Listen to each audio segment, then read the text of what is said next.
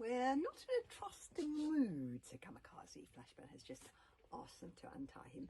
And you're lucky Hiccup set you free at all. I'd have been tempted to leave you here. So off they set again, skating down the bewildering maze of tunnels for hour after hour, with the hero skating behind them on a long chain attached to Kamikaze's wrist, complaining and whispering insults all the way. I told you, hissed Flashburn, I've mapped every inch of these wretched tunnels. Every winding corner is imprinted with my brilliant brain, and trust me, there is no fire pit. Hang on a second. The hero cocked his head a trifle mid-sentence, as if listening for something. Click, click, click, and then a very faint ripping noise. Oh, but they were fake rip-roarers. What could possibly have woken them up? Escape for your lives! Those creatures tear you apart, shrieked Flashburn in a dreadful, whispering bellow, eyes popping with terror. Fishlegs put his head down on the ice and refused to move. Oh, Fishlegs, not a good moment. Limbs splayed like a sprawling starfish. Fishlegs, whispered Hiccup, tugging on his arm. Come on! You can do it, Fishlegs, you can do it! We have to get out of here now! But Fishlegs was exhausted from trying to keep up with everyone else. He wasn't a great skater at the best of times, but with Horikawa attached to his shoulders, it was impossible to balance, and he had fallen over so many times he had had enough.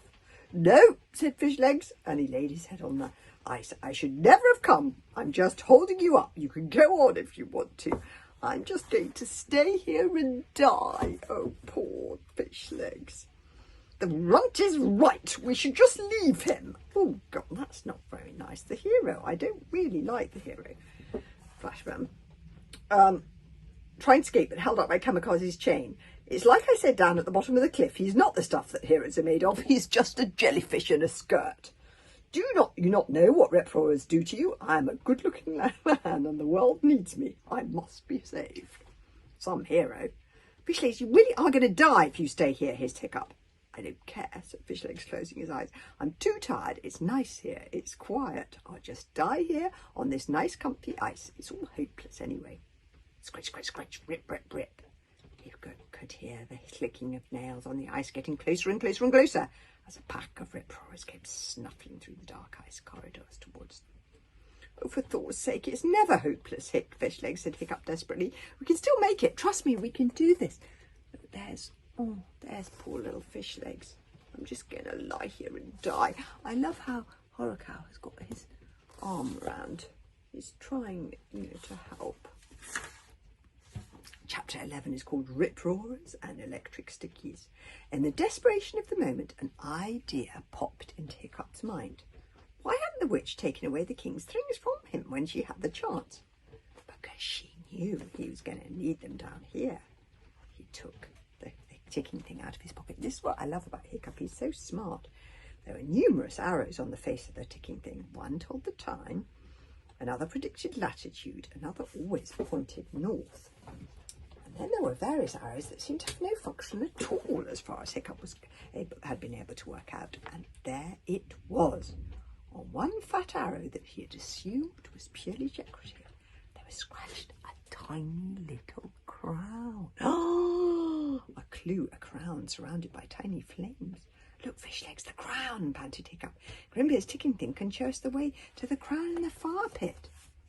Fishlegs opened a weary eye. Horikawa relaxed her talons a second and moved approvingly. Luck is on our side. Do you see, Fishlegs? A tiny, dim light of hope arose within Fishlegs, and he staggered to his feet. Somehow, Hiccup and Kamikaze supported him between them and carried on skating, dragging Flashburn as the scruffle of feet came closer and the panting grew louder. Down the tunnels they slid, a shambolic crew indeed. The rip-roarers were gaining and beginning to howl as the four of them swerved round a corner. They entered a large cavern, and they were just skating through it when Tutus' sharp eyes spotted something, and he squeaked, Look!